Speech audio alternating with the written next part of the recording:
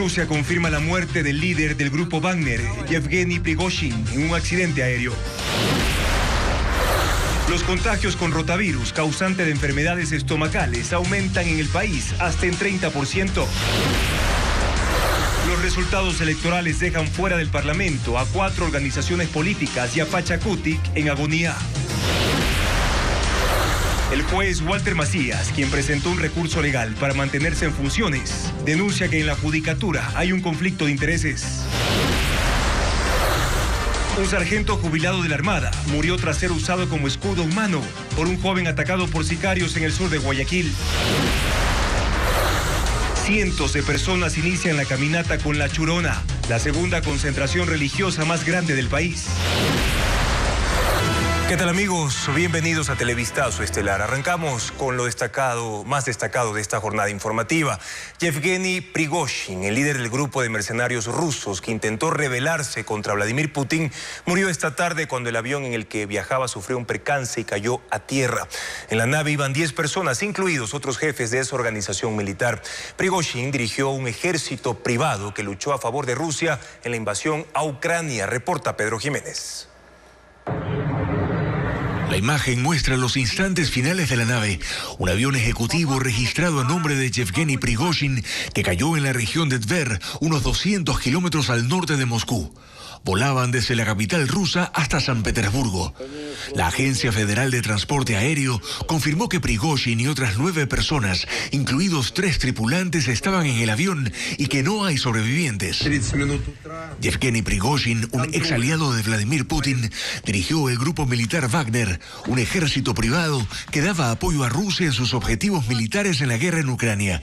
Pero a mediados de año hizo reclamos públicos contra el ministro de Defensa de Rusia por cómo se desarrollaba la invasión. Anunciaba que Wagner se retiraba de sus posiciones en el este de Ucrania y el 23 de junio denunció que fueron atacados por Rusia, dejando decenas de soldados muertos. Al día siguiente se rebelaba contra los oficiales rusos, logró que tropas en la frontera enfilaran rumbo a Moscú, pero antes de que los soldados pudieran tomar la capital, la rebelión fue sofocada. Putin prometió castigo por la traición y desde entonces el paradero de Prigozhin era motivo de constantes especulaciones. Pero este lunes apareció en un video anunciando que había trasladado sus operaciones a países africanos y así fortalecer la influencia de Rusia en esa región.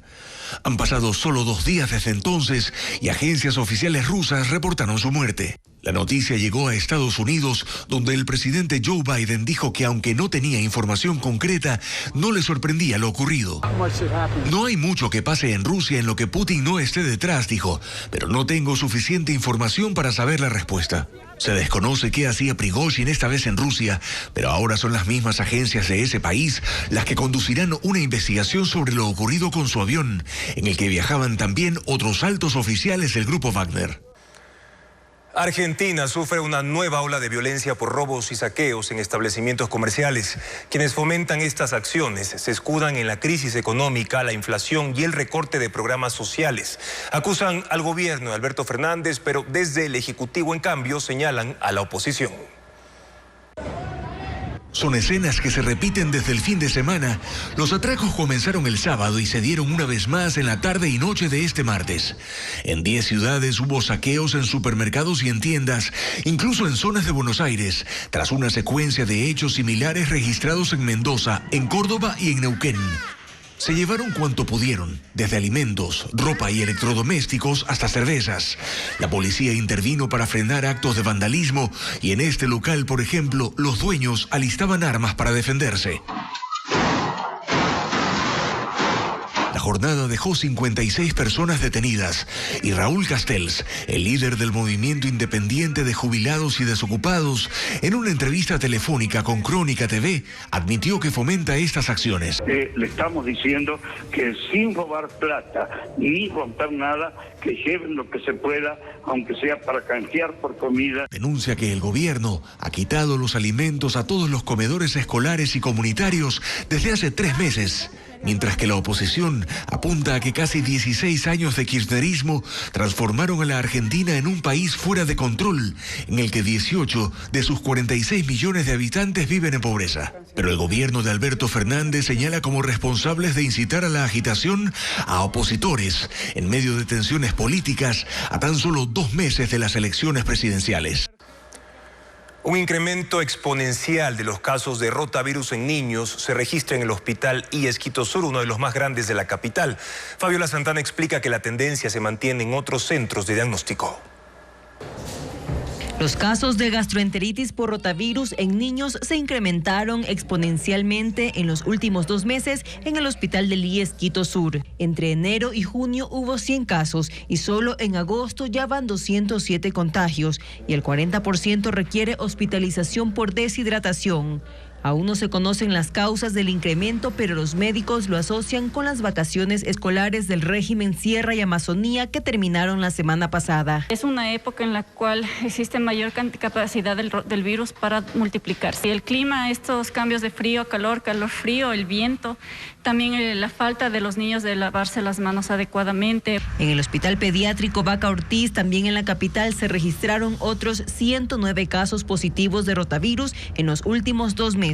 Es un leve incremento que hemos tenido nosotros también, tomando en cuenta que es una enfermedad prácticamente un poco estacional, que se transmite fecal-oral y que quizá el último tiempo entre cambios de climas y todo se pudo haber dado. En 2 laboratorios particulares con cobertura nacional, la tendencia se mantiene en alza. En agosto hay una positividad del 30%, mientras que en la Cruz Roja en junio fue del 7% y en julio del 14%. Los médicos recomiendan realizar exámenes de laboratorio cuando haya síntomas de vómito y diarrea. Porque las gastroenteritis pueden ser tanto virales como bacterianas. Y cuando los pacientes regresan con los resultados, pues sí podemos ver una positividad de lo que es rotavirus. Y además la conducta terapéutica también será absolutamente diferente. Básicamente mantener hidratación con infecciones virales y en el caso de las infecciones bacterianas pues estaría indicado el uso de antibióticos. Es una enfermedad que se transmite por medio de heces fecales y contacto con manos y boca. Los médicos piden que se extremen las medidas higiénicas como el lavado de manos.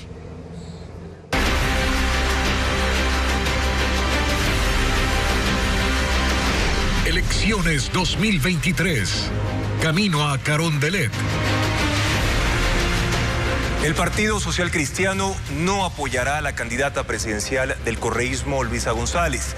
Los votos que obtuvo Jan Topic serán determinantes para la victoria en segunda vuelta. Paul Romero con el análisis.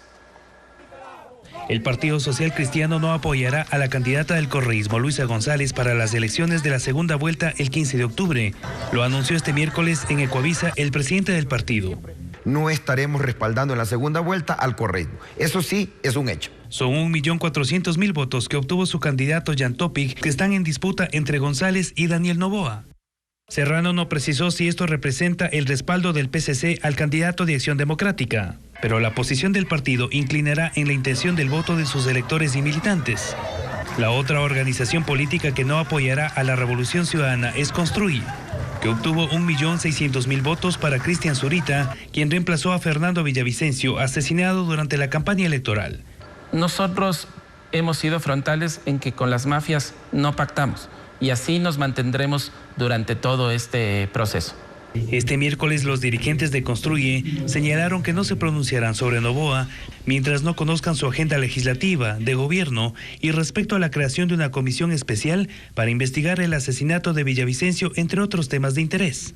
Los ex candidatos presidenciales Otto Sonnenholzner y Jaco Pérez, que entre los dos suman 1 millón de votos, aún no han expresado públicamente su postura para la segunda vuelta. La votación de Javier Herbas y Bolívar Armijos no será influyente. Sumaron 70.000 votos. El correísmo continúa analizando los resultados electorales de la primera vuelta y trabaja ya en la redefinición de estrategias para el balotaje. Su candidata no realiza actividades en territorio y de hecho en las redes sociales también ha sido un poco baja su presencia. Desde el domingo, la candidata del correísmo, Luisa González, se ha mantenido en sus cuarteles de campaña, lejos del territorio.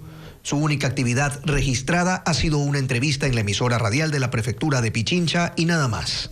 Por ello, quizás sintió la obligación de dar una explicación a sus seguidores en redes sociales, a través de un video que posteó. A ver, veo que en redes están preguntando ¿dónde está Luisa González?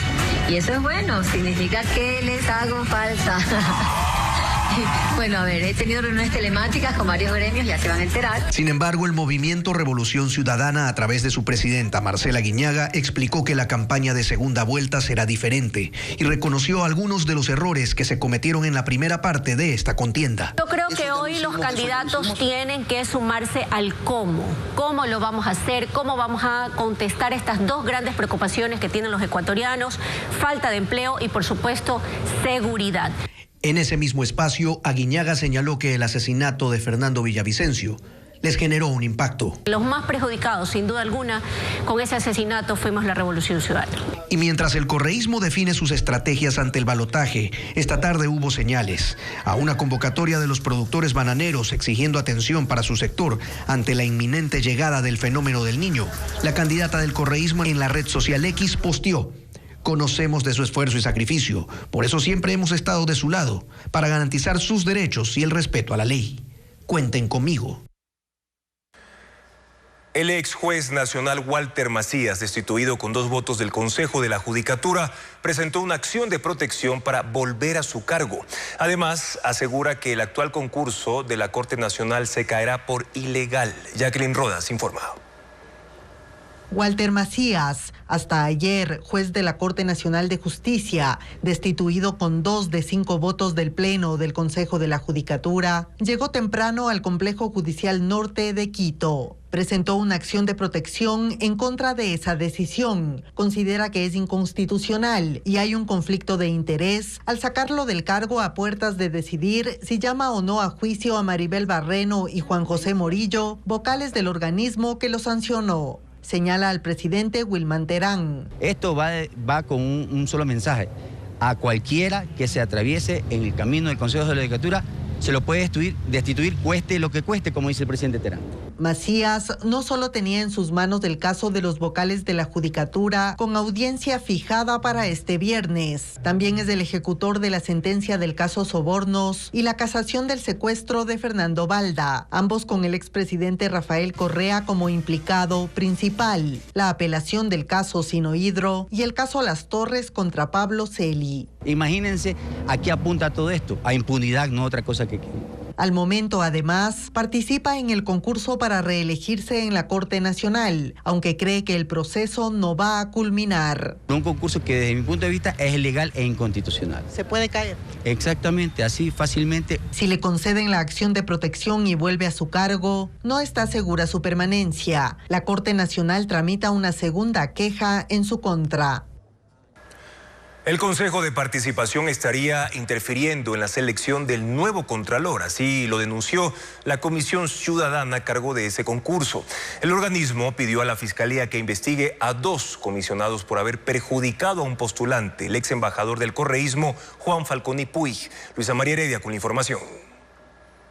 La Comisión Ciudadana que lleva a cabo el concurso de selección del nuevo Contralor General del Estado denunció públicamente que el Consejo de Participación Ciudadana y Control Social está intentando interferir en la designación. Esto luego de conocer que el Pleno del organismo solicitó a la Fiscalía investigar a 2 comisionados, Janet Ojeda, expresidenta de la comisión, y Josué Almeida, delegado de la Presidencia de la República, por el presunto cometimiento de delitos. Lo hizo en atención a un reclamo de uno de los postulantes, Juan Falconi Puig, ex superintendente de bancos y ex embajador en el gobierno de Rafael Correa, quien fue impugnado por un ciudadano que pidió su descalificación, ya que en su expediente consta un certificado con indicios de responsabilidad penal emitido por la misma Contraloría. Falconi quiere que se elimine de su carpeta ese documento, pues asegura que es falso. Y el CPCCS considera que los comisionados pudieron haber cometido fraude procesal y falsificación de documentos por haber incluido el certificado en el expediente. Para los señalados se trata de una acusación maliciosa y temeraria. Eso distraerá el trabajo que tiene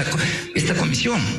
Tendremos que ir a dar versiones en la Fiscalía del Estado, etcétera, para darle gusto al señor postulante Juan Falcón y Puig. En su informe ciudadano de este miércoles, el presidente del Consejo de Participación, Allen Berbera, ex abogado de Correa, justificó el accionar del Pleno. Cuando una autoridad tiene conocimiento de la probabilidad de comisión de un delito, pues tenemos que ponerlo en conocimiento de la autoridad competente, que en este caso es la Fiscalía. La comisión continuará con el concurso. En la sesión del martes se dio paso a la fase de calificación de méritos con los 103 postulantes habilitados, incluido Falcón y Puig. En 10 días deberán aprobar las carpetas de los aspirantes, que luego rendirán un examen. En octubre, de acuerdo al cronograma, se proclamará a la nueva autoridad. Ráfagas de viento de más de 80 kilómetros se registran en Arabia Saudita en medio de altas temperaturas de verano. Y también importación de arroz estadounidense. Al volver les mostraremos el avance de la millonaria negociación para cubrir el déficit de ese producto en Ecuador. También le presentaremos al ecuatoriano que desafía a los Alpes en la prueba más importante de deportes extremos.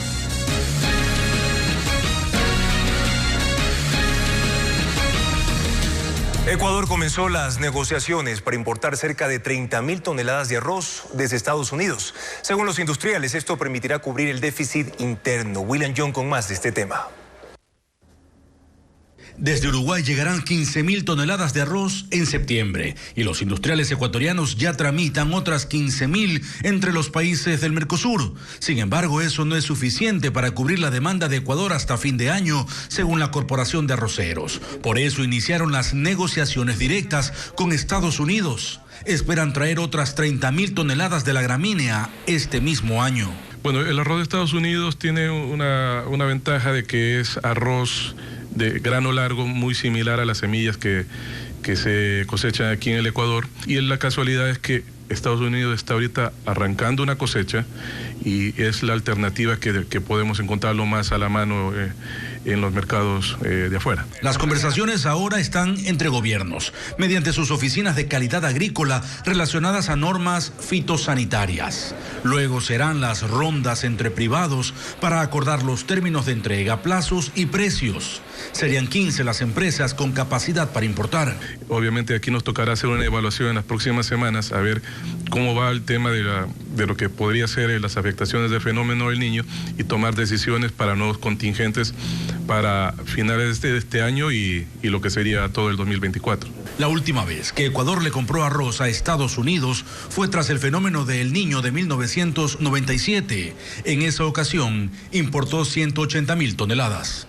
El rotavirus es una infección del sistema digestivo que puede causar diarrea, vómito y deshidratación y que se presenta principalmente en los niños. Para despejar dudas sobre esta enfermedad nos acompaña el doctor Fernando Aguinaga, médico pediatra. Bienvenido, doctor, al estudio de Televistazo. ¿Por qué hay más casos de rotavirus hoy que antes?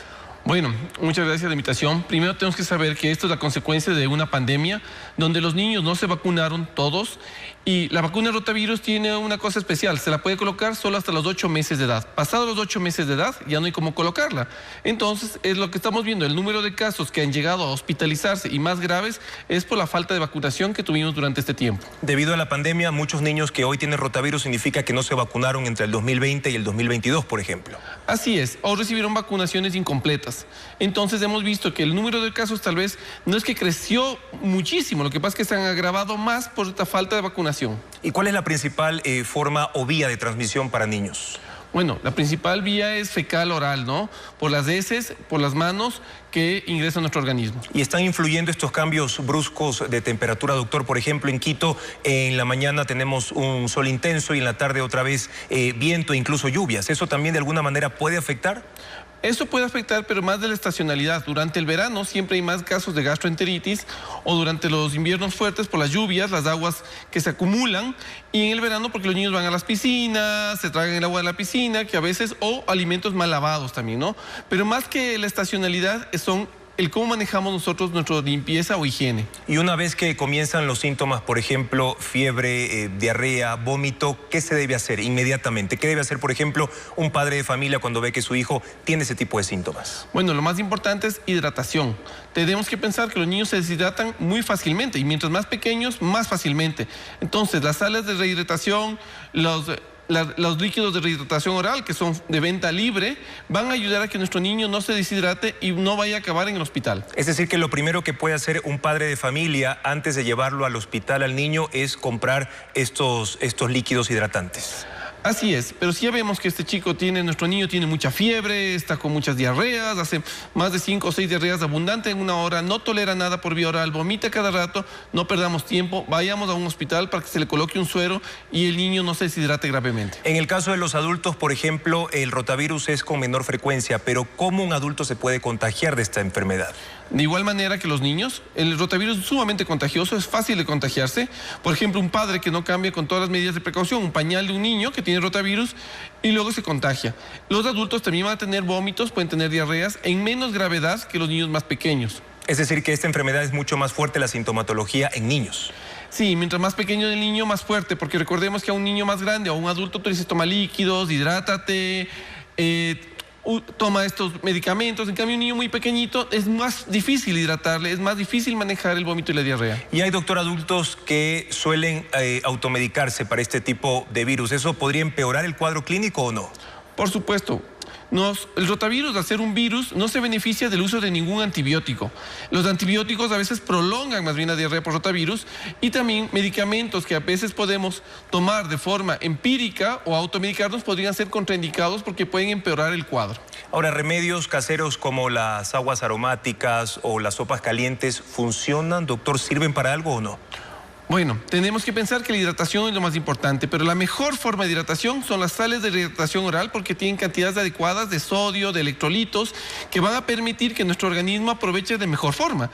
Las sopitas, las avenitas, las coladitas, posiblemente no van a ser la mejor forma de hidratarles a los niños. ¿Y en cuánto tiempo la persona, el niño o el adulto con rotavirus puede comer ya de forma normal o cuánto tiempo le podría durar esta sensación de vómito o la diarrea? Bueno, la enfermedad es un poco larga. Una enfermedad de rotavirus puede durar desde 3 hasta 7 días en los casos más largos, donde todavía podrán tener de forma esporádica vómitos y diarreas, y haciendo un pico de enfermedad entre el 3.er y 5.º día. ¿Y se puede prevenir el rotavirus? Bueno, se puede prevenir con las medidas de higiene y con la vacunación en los niños más pequeños. La vacunación en el Ecuador se administra a los 2 y a los 4 meses de edad, con una vacuna que es muy eficaz, que es la misma vacuna que se la da en Estados Unidos y en cualquier país de primer mundo. Entonces es una muy buena vacuna. Estamos comenzando ya las clases en la región costa y en la Amazonía. Doctor, ¿qué cuidados deben tener las instituciones educativas para evitar que se incrementen estos casos y que los más pequeñitos, los niños, se puedan contagiar? Bueno, los cuidados que teníamos desde el coronavirus, si algo nos dejó la pandemia es de enseñarnos a que si un niño está enfermo, que no vaya a clases, que si una madre ve que su hijo está con un mal del estómago, con vómito, no lo envía a clases. Y cuando ya estemos en clases, a enseñarles a los niños que se laven las manos, no vender alimentos que no están bien cocidos, que no han mantenido una buena custodia de enfriamiento, y hacer que los chicos cuiden mucho la higiene del lavado de manos. La vacuna, nos decía, doctor, que se aplica para los niños menos de 1 año. Pero para los adultos, ¿hay vacuna para rotavirus o definitivamente no? ¿Solo el tratamiento cuando ya se enferman? Solo el tratamiento. La vacuna es solo para los niños más pequeños. Desde que se inició la vacunación, que ya será más o menos a partir del año 2006 en todo el mundo, los casos graves de rotavirus que causaban muerte han disminuido muchísimo. Y ahora, solo los países donde vemos estos casos son los países en el África, en Pakistán, en la India. En Ecuador había mejorado mucho los casos de rotavirus con la vacunación. Ya nos decía, doctor, que una de las principales recomendaciones es lavarse constantemente las manos, niños, jóvenes, adultos, de todas las edades. Pero ¿qué otras recomendaciones hay, doctor, para evitar contagiarse de rotavirus? Bueno, los ecuatorianos nos encanta mucho comer a veces en la calle, tratar de evitar las comidas que no están bien cocidas. Es siempre tener cuidado en la forma que nosotros preparamos también nuestros alimentos, si son los vegetales, enjaguarlos bien, lavarlos bien, cocer bien los alimentos y si un niño está enfermo, no lo mandemos a la escuela y mandemos a su médico pediatra que lo evalúe o a su médico de cabecera que lo evalúe y vea cómo evitamos que este niño se complique y contagie a otros niños. Importantes y necesarias recomendaciones las del doctor Fernando Aguinaga, que nos ha acompañado esta noche en Televistazo para darnos más detalles y las indicaciones que debemos tomar en cuenta en casa con el rotavirus, que algunos casos han aumentado principalmente en la capital. Andrea. La parroquia Zumbagua atraviesa una oleada migratoria. En lo que va del año, 1000 personas han salido de ese territorio hacia los Estados Unidos. La mayoría lo hizo de forma irregular. Carla Delgado tiene los testimonios. En la parroquia de Zumbagua hay tristeza. Los pobladores dicen que la comunidad ya no está completa. La zona es turística, pero desde la pandemia el retorno de los visitantes ha sido lento y no han recuperado sus ingresos, por lo que muchos decidieron migrar. Desde hace 2 años, 2000 personas salieron de la zona. La mitad lo hizo durante este año. Lo que les apura son las deudas. En la comunidad del Quilotao, por ejemplo, al menos 80 familias obtuvieron préstamos para construir hostales, montar restaurantes y negocios de artesanías, rubros que la mayoría no han podido cubrir. Florinda, una artesana de la comunidad, se quedó al frente del negocio. Su esposo e hijo migraron en enero a los Estados Unidos para pagar $50,000 que aún debe al banco. La partida de sus familiares no ha sido fácil, sobre todo porque lo hicieron de forma irregular. Tardaron cerca de 2 meses para llegar a los Estados Unidos. Casi gastaron cada uno 3.500. Ahora están en Chicago. Su esposo consiguió un trabajo en la construcción y su hijo en una fábrica de chocolates. No todos cuentan con suerte. Fausto también fue al país del norte, pero volvió porque no consiguió un empleo estable. Él también tiene una deuda, adquirida antes de la pandemia para poner este restaurante. Hoy le apuesta nuevamente a su emprendimiento. Dice que lo que vio durante su travesía hace que no valga la pena el riesgo. La vivencia o la experiencia tuvo bastante y 1000 veces trabajar en el turismo y no hacer esa travesía. Cruzó 8 países para llegar a los Estados Unidos, por la misma ruta de otros familiares que también decidieron partir. La migración ha dejado desolación, familias disfuncionales y padres ausentes. Tristeza en primer lugar, porque estuvimos todos juntos desde que nosotros crecimos. Los que se quedan siguen luchando. Esperan que la zona se reactive. Un militar en servicio pasivo de 83 años murió desangrado en el sur de Guayaquil. Testigos dicen que un joven lo usó como escudo humano en una balacera. Para Televistazo habló una de las personas que intentó salvarle la vida. Merlin Ochoa con más detalles de este hecho. En esta esquina de Los Esteros, en el sur de Guayaquil, persiste el temor entre sus habitantes. Allí nadie conoce al sargento retirado de la Armada Justo Aurelio Chipe Salazar, quien este martes caminaba por la zona cuando se tropezó con un joven de 18 años, quien huía de un sicario en moto. Testigos tras cámaras indicaron que el chico tomó al señor como escudo humano cuando el criminal disparó en 6 ocasiones. El chico se percata y se pone en medio del abuelo para que la persona mayor aguante los primeros balazos. Ecoavisa habló con las personas que intentaron salvarlo. Entre la multitud que estaban aquí habían como 3 paramédicos que estaban en su día franco, como dicen, y liberaron a un chico. Obviamente más al señor, por lo que estaba más herido. No lo conozco ni al señor ni al chico. No es por aquí, la verdad no es por aquí el chico. Comentan que aún agonizando, llevaron a Justo Aurelio en una camioneta hasta el hospital del Guasmo, ubicado a 10 minutos del sector. Lastimosamente llegamos al hospital del Guasmo y después de 5 minutos me informaron que falleció.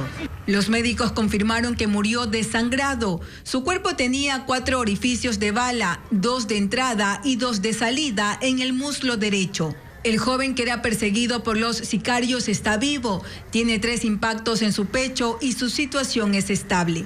La mañana de este miércoles, la familia del sargento continuaba en la morgue, mientras en el lugar del ataque, los dueños de los negocios seguían consternados por no poder salvarle la vida al militar en servicio pasivo, que se convirtió en una nueva víctima colateral. Mañana se cumple un mes del estado de excepción en 3 provincias y en el Cantón Durán. Las muertes violentas se redujeron según el Ministerio del Interior. Diego Cuenca con los datos. El despliegue de policías y militares en las calles de Durán, Manabí, Los Ríos y Esmeraldas durante los últimos 30 días redujo los asesinatos. Así anunció el ministro del Interior, Juan Zapata, quien describió que en la provincia de Los Ríos, donde se reportaban 117 muertes violentas cada mes, ahora se registraron 64 crímenes. En Manabí, de 89 pasó a 65. En Esmeraldas, de 42 a 32 asesinatos. Y en Durán se redujeron de 67 a 17 víctimas. Son efectos del estado de excepción, que en su primer mes también capturaron a 150 blancos de alto y mediano valor.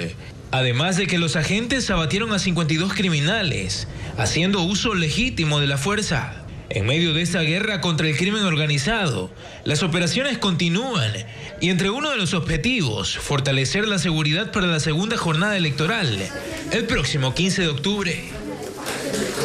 Más de 70 perros antinarcóticos inspeccionan 90.000 contenedores en los puertos del Ecuador para evitar que salgan infectados con droga. Milen Ochoa informa cómo vive un agente de 4 patas.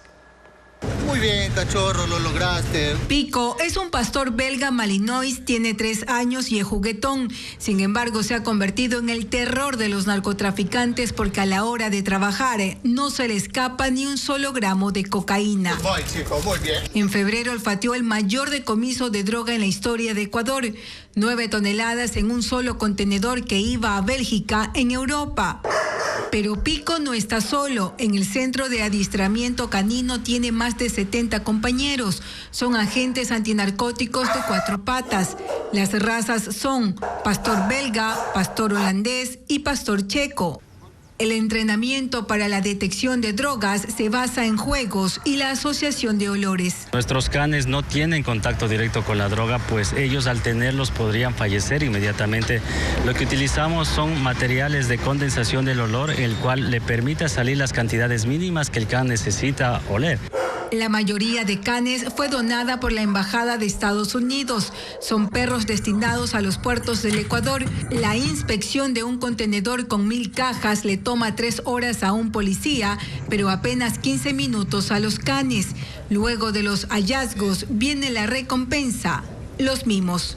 Tienen 2 veterinarios asignados que están pendientes de ellos 24/7, tienen comida especial para perros de trabajo, tienen un cronograma de descanso y de desestrés canino que lo realizamos en la playa, en el bosque o en lugares abiertos. En el 2023, los perros de la unidad han olfateado 90.000 contenedores en 6 puertos y permitieron decomisar 44 toneladas de cocaína. 250 millones de células olfativas que poseen ellos nos permiten dar con la detección y los camuflajes nuevos que están presentándose el momento en el país. Los canes, al igual que los policías, tienen días libres y vacaciones. Luego de 8 años de servicio, son jubilados y entregados a sus guías. Pasan de ser compañeros de trabajo a familia.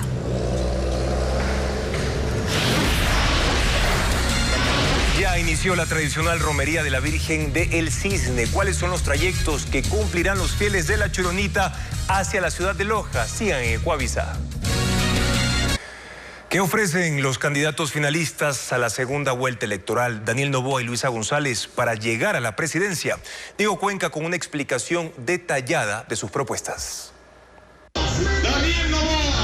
Durante la campaña por la primera vuelta, Luisa González y Daniel Noboa ya dejaron pistas de su plan si llegan a Carondelet. Para superar la inseguridad, Noboa le apuesta a la cooperación internacional. Militarizar las fronteras, hay que proteger el Ecuador y no dejar que ni el contrabando ni las organizaciones criminales usen las fronteras como zona de tráfico. Y debería haber militarización en los puertos de contenedores, donde sale la mayoría de la droga. Mientras que Luisa González propone construir nuevas cárceles. Que fortalecer a la fuerza pública, a las Fuerzas Armadas, sistemas de inteligencia y que vuelva la coordinación internacional. Y vamos a hacer esa nueva penitenciaría del litoral con seguridad y sacarla del centro urbano en donde está en Guayaquil. Daniel Noboa recorrió sectores populares del país anunciando la creación de nuevos empleos y dice que para lograrlo tiene una fórmula que reveló en una entrevista para la revista Vistazo. Hay que subir los ingresos. ¿Y cómo hacemos subir los ingresos? Con inversión estratégica en áreas que vayan a volver al país más competitivo y así podamos generar mayor cantidad de empleo. Por ejemplo, bajar el costo de la luz. Mientras Luisa González buscará generar empleos con proyectos petroquímicos, como lo anunció en el debate de primera vuelta. 25.000 puestos de trabajo para las familias ecuatorianas, superar la dependencia de la importación de combustibles, ir hacia el desarrollo en un proyecto petroquímico y generar desarrollo a través de esos gabinetes binacionales del CEBAF, tanto en la frontera norte como sur. Ambos candidatos en temas de salud coinciden en la adquisición de medicamentos para los hospitales públicos, pero en el caso de Novoa, buscará disminuir los costos. Darle una limpieza total al sistema de contratación y darle la oportunidad a pequeños y medianos contratistas a que puedan participar. No podemos seguir teniendo inclusive violencia a administradores de hospitales solo porque no siguen contratando a las mismas mafias. Hay que darle seguridad a las personas que contratan, en este caso los funcionarios públicos.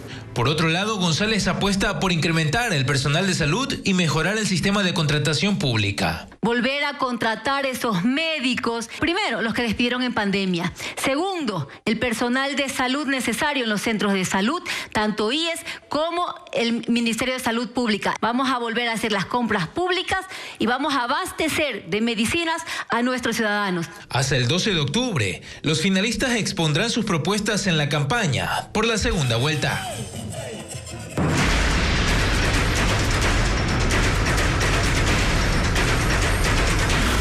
Elecciones 2023.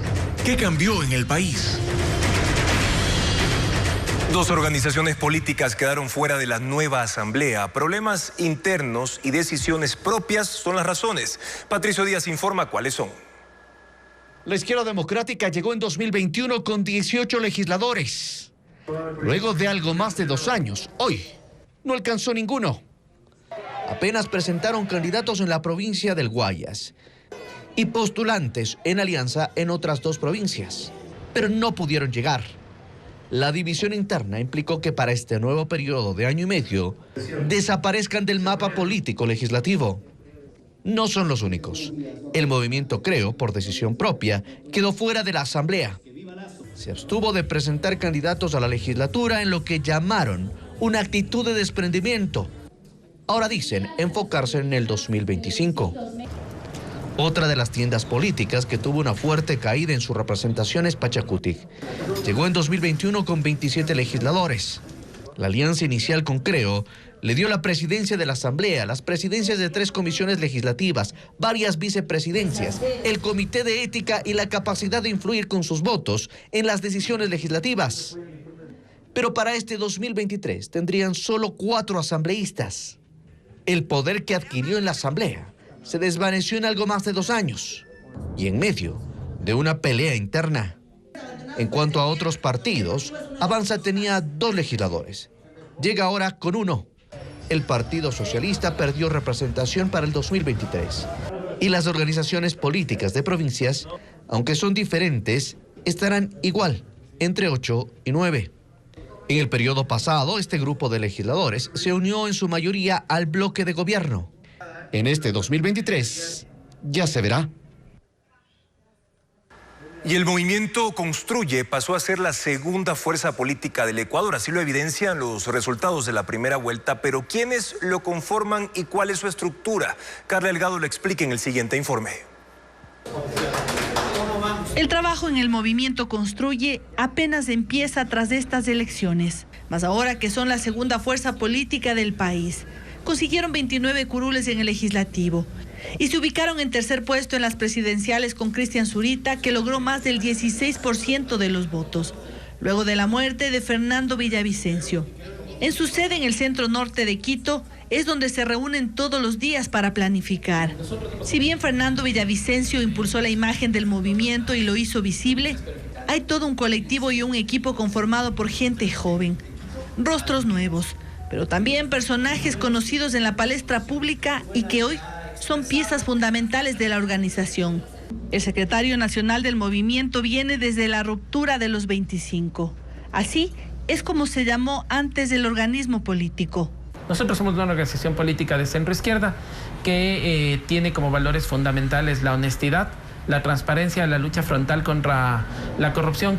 El movimiento actualmente tiene estructura política en 22 provincias y también en 3 circunscripciones en el exterior. En sus últimas primarias participaron 4.200 personas. Sus adherentes son diversos y en la dirección del organismo existe paridad, es decir, el 50% son mujeres. Y aunque ha intentado no tener protagonismo dando paso a las figuras nuevas, María Paula Romo no deja de ser la fundadora del movimiento y por ahora miembro del comité ejecutivo. Ella tiene una voz, pero aquí no hay dueños de la organización. Y si hubiese, que no es el caso, ¿no es cierto? Yo no entiendo ese nivel de crítica hacia María Paula por tener una organización política, porque así dicen cuando hay sentenciados que están fuera del país y dan instrucciones y deciden quiénes son candidatos de manera individual. Dicen que la cruzada por dignificar la política, que es uno de los pilares del movimiento, fue el imán, al que muchos no dudaron en adherirse. Y finalmente eso es lo que me llevó a una presión, no personal, sino presión de los colectivos de Fuerzas Armadas y Policía Nacional en servicio pasivo, quienes buscaban también anclarse a una causa, y en esa causa nos encontramos con Fernando Villavicencio. Por ahora saben que la retribución con las más de 1.700.000 personas que les dieron su voto será lo que logren hacer en corto tiempo en el legislativo. Y serán firmes en su propósito de impulsar una comisión que esclarezca el asesinato de Fernando Villavicencio. Todo esto será su carta de presentación, para que la popularidad que han obtenido no sea efímera. Este miércoles el presidente Guillermo Lasso firmó el decreto ejecutivo con el reglamento a la Ley de Comunicación. En el documento se establece un mecanismo de prevención y protección del Estado para el trabajo periodístico. Paul Romero con este tema. Después de 9 meses de vigencia de la reforma a la Ley Orgánica de Comunicación, el presidente Guillermo Lasso firmó el reglamento para su aplicación. El documento tiene 6 capítulos, 68 artículos, 9 disposiciones generales y 4 transitorias. En el tercer capítulo se establece el mecanismo de prevención y protección para el trabajo periodístico. El Consejo de Desarrollo de la Comunicación regulará su funcionamiento para precautelar la integridad de los trabajadores de la comunicación ante amenazas, agresiones, hechos violentos por el ejercicio profesional. Tenemos que proteger la voz de la prensa, porque hacerlo significa blindar nuestra democracia de poderes delictivos que pretenden el control, silenciando voces libres y eruditas. En ese contexto, durante la suscripción del reglamento, el mandatario habló sobre el asesinato del candidato presidencial Fernando Villavicencio, a quien penosamente asesinaron por precisamente ser frontal contra la corrupción y contra las mafias, contra el crimen organizado. Yo creo que es bueno recordarlo a él y a algunos otros periodistas. En el reglamento se establecen medidas de protección a mujeres trabajadoras de la comunicación mediante el monitoreo y asistencia por violencia de género. Que en el caso de las mujeres hay riesgos de otras vulneraciones. Por eso, toda norma tiene que ser capaz de diferenciar a qué están expuestas las reporteras, las fotógrafas, las camarógrafas. Los otros capítulos del reglamento tratan de la autorregulación de los medios, el funcionamiento del Consejo Consultivo en materia de libertad de expresión y la distribución de las frecuencias del espectro radioeléctrico. Recuerde que usted puede encontrar más noticias en www.ecuavisa.com. Un ecuatoriano recibió un reconocimiento de la UNESCO por su oficio como fotógrafo. Se trata de René Pacheco, quien tiene 20.000 imágenes sobre la capital y sus cambios en el tiempo. Veamos cuál fue la fotografía ganadora. A sus 84 años, René Pacheco sigue recibiendo reconocimientos por su trabajo fotográfico. Es uno de los 19 ganadores del concurso organizado por la UNESCO, Patrimonio Vivo, Vivo el Patrimonio. René fue el mejor en la categoría Quito Patrimonio de la Humanidad, con una imagen captada desde el aire de la Iglesia del Robo, ubicada en la avenida 24 de Mayo. Participó con esa fotografía después de una serie de imágenes que tomó con su dron en el centro histórico de Quito. Yo vi algo diferente. O sea, la Iglesia del Robo siempre ha sido captada desde abajo. Empezó a fotografiar Quito cuando tenía 15 años. Su archivo, que contiene 20.000 imágenes, muestra cómo era Quito y el cambio en sitios emblemáticos como la Plaza Grande o la Plaza Belmonte. Incluso tiene instantáneas del Panecillo sin el monumento de la Virgen, aunque esa foto fue tomada por su padre, Luis. Su pasión por la fotografía es una herencia familiar. René, al igual que su progenitor, trabajó en la prensa escrita. Además, juntos administraron estudios fotográficos. Desde pequeño manejé cámaras análogas, pero la tecnología me obligó a cambiarme ya a digitales, y después por afición compré el dron y por afición me fui a tomar las fotografías de Quito desde el aire. Esa pasión es la que le ha impulsado a innovar. Con algún otro concurso también participaré. Retrataré hasta cuando tenga posibilidades de caminar. Su destacada trayectoria está publicada en 5 libros. Esta semana en Guayaquil se exhiben paisajes de las 4 regiones de Ecuador que fueron recreadas con arte textil en algodón. Diego Cuenca describe las obras. La exposición se llama Pulso Natural y se realiza en el Museo Presley Norton, ubicado en el centro de Guayaquil. Comprende 8 obras de arte textil que muestran postales de las 4 regiones del país, elaboradas con algodón tinturado. Uno de los trabajos es sobre la caída del sol en la playa de Ayampe, en la provincia de Manabí. En otro también recrea el paisaje del Quilotoa, que se ubica en la provincia de Cotopaxi, usando la técnica del macramé, que es el arte de crear cosas con nudos. Eso lo hacen las manos de la autora, Estefanía Zavala. Entonces esta exposición se trata de eso, de recordar que tenemos cosas bellas, que no solamente tenemos que levantarnos recordando que el Ecuador está sumido en una desesperación, sino que también podemos abrazar lo que tenemos y cuidarlo.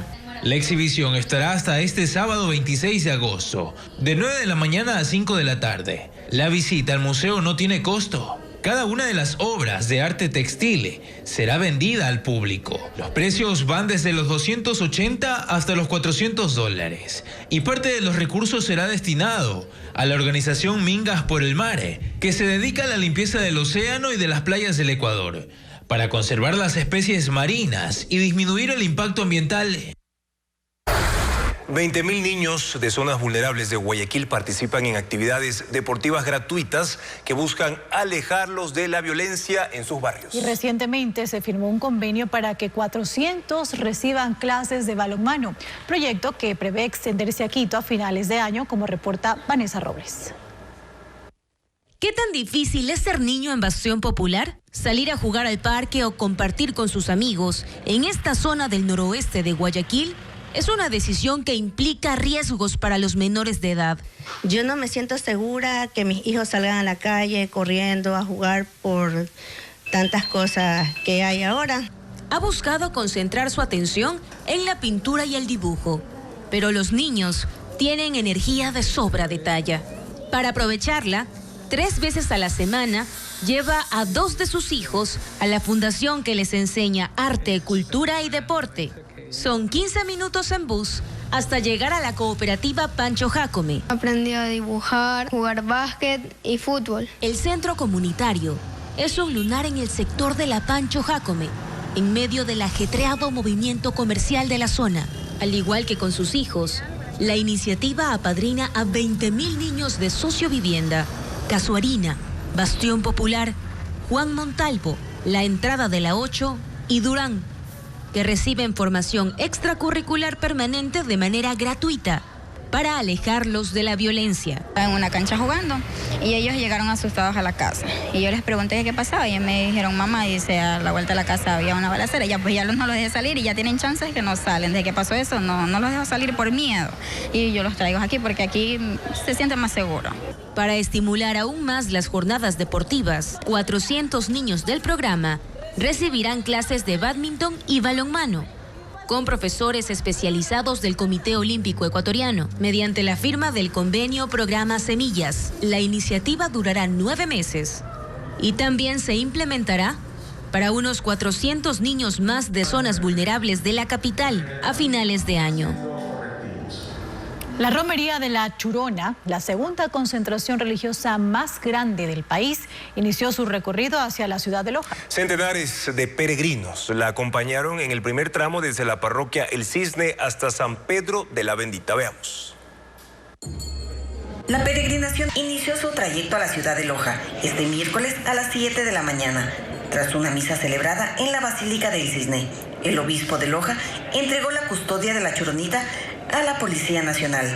Centenares de fieles la acompañan en este primer tramo de 20 kilómetros.